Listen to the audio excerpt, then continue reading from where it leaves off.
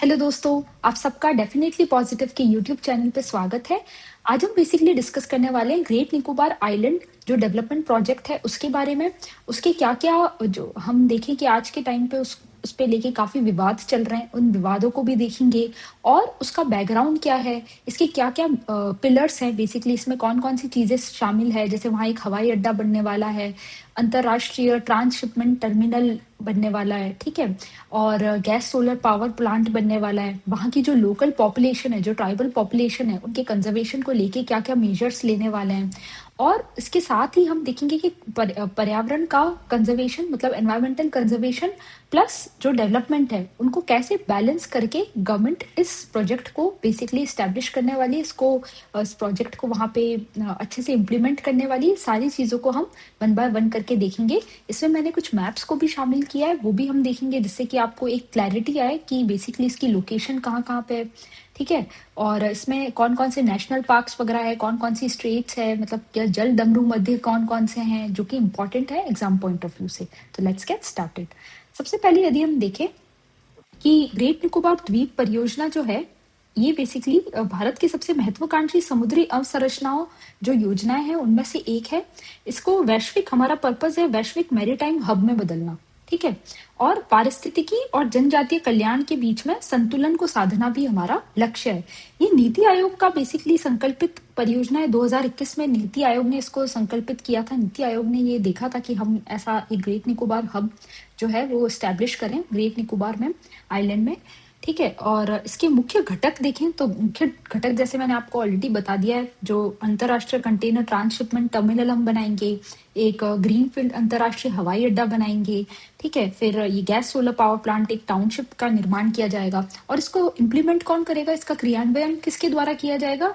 ये जो Andaman and Nicobar island integrated development corporation है, वो बेसिकली इसको इम्प्लीमेंट करेगा। तो ये इसका क्रियान्वयन जो समिति है वो हो गई, मतलब कॉर्पोरेशन जो है ये वो रह गया, ठीक है?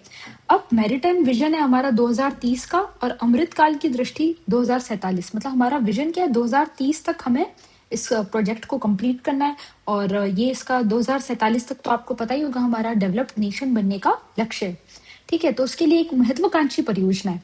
अब ये जैसे अगर आप मैप में भी देखें तो ये हमारा अंडमान आइलैंड है, ये निकोबार आइलैंड है, इनके बीच में 10 डिग्री चैनल रहता है। इसको लेके भी यूपीएससी में प्रीवियसली क्वेश्चन आ रखा है, अभी आरएएस में भी आ सकता है, क्योंकि यूपीएससी के प्रीवियस क्वेश्चन ही आरएएस में रिपीट होते हैं, ठीक है? बहुत सारे क्वेश्चंस रिपीट होते हैं। फिर ये करा स्थमस है, ठीक है, वो इसके पास में है। स्ट्रेट ऑफ मलक्का, तो मेजर स्ट्रेट ऑफ मलक्का से आपको पता होगा काफी सारा जो ट्रेड है, इंटरनेशनल ट्रेड वहां से पास होता है। तो अगर हम इसे ट्रांसशिपमेंट कंटेनर हब बनाएंगे तो इंडिया के लिए काफी बेनिफिशियल साबित होगा, है ना? क्योंकि आज के डेट में जो सिंगापुर वगैरह है, मतलब आप देखेंगे अगर सिंगापुर यहाँ पे जैसे आता है, तो जो सिंगापुर है वो एक मेजर रोल प्ले करता है इंटरनेशनली, जो इतना सारा जो सामान वगैरह है उसको और फिर यदि हम नेक्स्ट वाला मैप देखें तो उसमें हम देख सकते हैं कि कौन कौन से नेशनल पार्क है। तो एक तो कैम्पबेल बे नेशनल पार्क है वहाँ पे, फिर गलाथिया नेशनल पार्क है। तो ये भी आपको पता होना चाहिए, क्योंकि कई बार एग्जाम में जो इम्पोर्टेंट चीजें न्यूज में रहती है वो भी पूछ ली जाती है, और एनवायरमेंट से रिलेटेड तो एग्जाम में काफी सारी चीजें आती है, ठीक है? फिर टाउनशिप एरिया डेवलपमेंट किया जाएगा यहाँ पे, ठीक है? फिर ये जैसे यहाँ पे गैस पावर प्लांट बनाया जाएगा, फिर इंटरनेशनल कंटेनर ट्रांसशिपमेंट टर्मिनल यहाँ पे बनाया जाएगा, ठीक है? फिर ये इंटरनेशनल ग्रीनफील्ड इंटरनेशनल एयरपोर्ट है वो यहाँ बनाया जाएगा। तो आप देख सकते हैं इससे लोकेशन से क्या होता है, चीजें आपको ज्यादा टाइम तक रिटेन रहती है। फिर इसके रणनीतिक महत्व क्या है? अगर रणनीतिक महत्व हम देखें तो ट्रांसशिपमेंट हब, जिसकी हमने अभी डिस्कस किया है, मतलब भारत की विदेशी बंदरगाहों पर निर्भरता घटेगी। जैसे आज की डेट में हम सिंगापुर पे, कोलंबो पे, जो श्रीलंका का जो है पोर्ट, उस पर हम डिपेंडेंट है। तो इन पे जो डिपेंडेंसी है वो इंडिया की रिड्यूस होगी।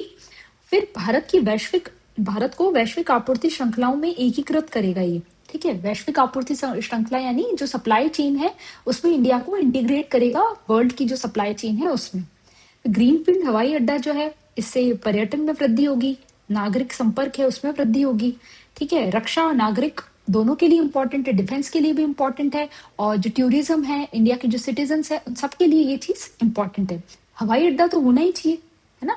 तो सामरिक स्थिति देखें तो सामरिक स्थिति हम ऑलरेडी डिस्कस कर चुके हैं, क्या क्या है, जैसे मलक्का स्ट्रेट है, सुंडा, लंबोक, जलदम्बरू मध्य, ठीक है, ये हम देखें, ये हमारी स्ट्रेट ऑफ मलक्का है।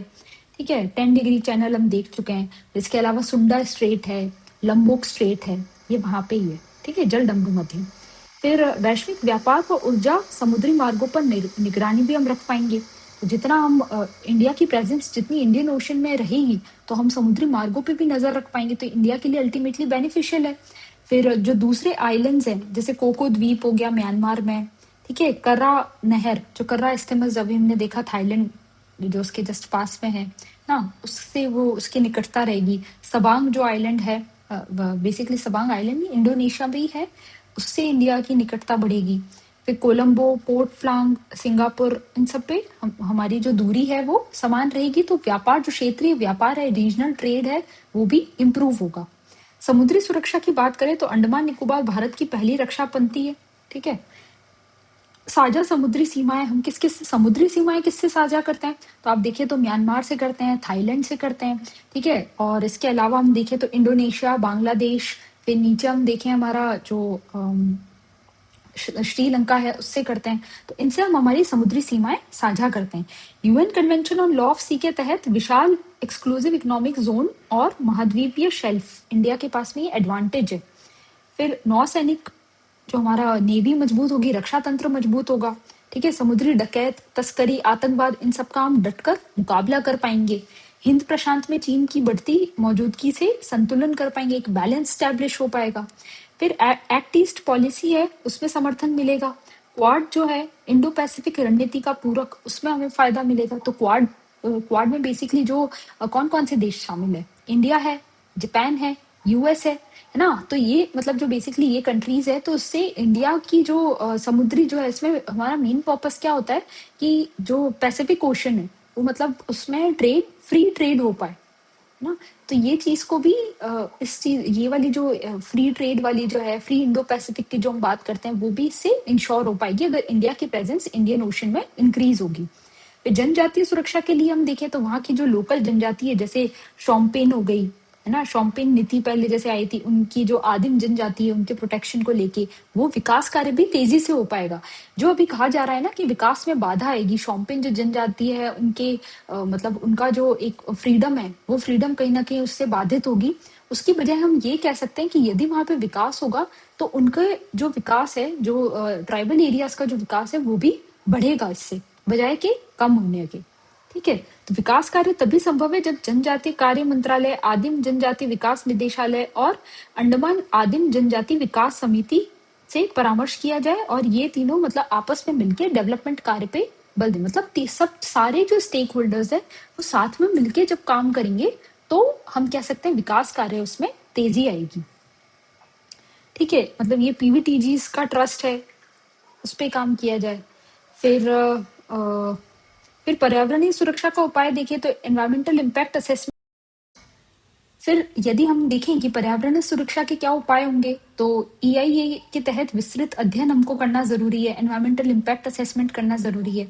इसका जो लिंक है मैं जो डिस्क्रिप्शन है उसमें ऐड कर दूंगी, तो आप एनवायरमेंटल इम्पैक्ट असेसमेंट के भी डिटेल्स को देख सकते हैं उस वीडियो के माध्यम से। ठीक है, फिर 8 वन्य जीव कॉरिडोर, वृक्षवासी जीव, सांप, केकड़े, मगरमच्छ, उन सब के लिए भी एक सुरक्षित मार्ग, उनके लिए भी उपाय करना जरूरी है। जो वहाँ नेशनल पार्क है, वहाँ पे जो जनजातीय है और वहाँ की जो पर्यावरण है, उन सबको सुरक्षा करना भी इंडिया का कर्तव्य है, तो उस पर भी काम करना जरूरी है। ठीक है, क्षतिपूरक वनीकरण। अब क्या होता है, कंपनसेटरी एफॉरेस्टेशन, क्षतिपूरक वनीकरण यानी कंपनसेटरी एफॉरेस्टेशन। तो हरियाणा में जो, क्योंकि क्या है कि निकोबार जो है वहां पे ऑलरेडी 70% से ज्यादा, मतलब मोर देन 75% वहां पे वन क्षेत्र है। तो यदि वहां पे कुछ वनों की कटाई वगैरह भी होगी, तो कंपनसेटरी एफॉरेस्टेशन है, मतलब क्षतिपूरक जो वनीकरण है, वो हरियाणा में किया जाएगा, क्योंकि वहां पे जो वन है उनका परसेंटेज काफी कम है। ग्रेट निकोबार द्वीप की हम बात करें तो उत्तर में अंडमान है, दक्षिण में निकोबार, ये हम ऑलरेडी देख चुके हैं। 10 डिग्री चैनल से दोनों विभाजित रहते हैं। सबसे बड़ा निकोबार द्वीप है। इंदिरा पॉइंट इसका सबसे सदर्न पॉइंट है। ठीक है, फिर संरक्षित क्षेत्र देखे, 2 राष्ट्रीय उद्यान है, एक बायोस्फीयर रिजर्व है। 2013 में UN convention on law, UNESCO man and biosphere reserve जो प्रोग्राम है, उसमें 2013 में इसको शामिल किया था, ग्रेट निकोबार का जो बायोस्फीयर रिजर्व है उसको। फिर शोम्पेन व अदर और दूसरी निकोबारी जनजातियां हैं, ठीक है। कुछ हजार गैर जनजातीय बाशिंदे भी, मतलब कुछ हजार गैर जनजातीय लोग भी बाहर रह रहे हैं। तो यही है, मतलब ये केवल अवसंरचना नहीं बल्कि सामरिक आर्थिक मल्टीप्लायर है, ठीक है। मतलब ये सामरिक दृष्टि से भी और आर्थिक दृष्टि से भी इंडिया के लिए काफी महत्वपूर्ण प्रोजेक्ट साबित होने वाला है। तो ये होना ही चाहिए, इंडिया की डेवलपमेंट के लिए काफी इंपॉर्टेंट रोल प्ले करेगा, ठीक है। और इंडिया की जो डिपेंडेंसी है वो दूसरी कंट्रीज पे कम होगी, इंडियन ओशन में उसकी प्रेजेंस बढ़ेगी, एज अ सॉफ्ट पावर वो एक्ट कर पाएगा क्वाड और दूसरे देशों के साथ में। उसका जो हम कहें जो कॉपरेशन है वो इम्प्रूव होगा। फ्री ट्रेड जो इंडो पैसिफिक की इंडिया बात करता है वो चीज भी इम्प्रूव होगी। एक ग्रीन एयरपोर्ट है, ग्रीन फील्ड एयरपोर्ट, वो बन पाएगा। तो ये सारी चीजें एक पॉजिटिव चीज होने वाली है। बस इसमें एनवायरमेंटल कंजर्वेशन को ध्यान रखने की जरूरत है, और जो वहाँ की लोकल जनजातियां हैं उनका कंजर्वेशन भी इम्पोर्टेंट है। उनको कोई उनके जो राइट्स हैं वो नहीं छीनने चाहिए, इनका इसका भी ध्यान रखना जरूरी है। इसी से रिलेटेड ये आर्टिकल था। आई होप सो आपको अच्छे से इसमें क्लैरिटी आ गई होगी, आपको सारी जो लोकेशन है वो आप समझ गए होंगे। तो इसी के साथ हम अपने इस लेक्चर को कंप्लीट करते हैं, and we will meet in the other useful lecture in the next session. Thank you and subscribe to definitely positive.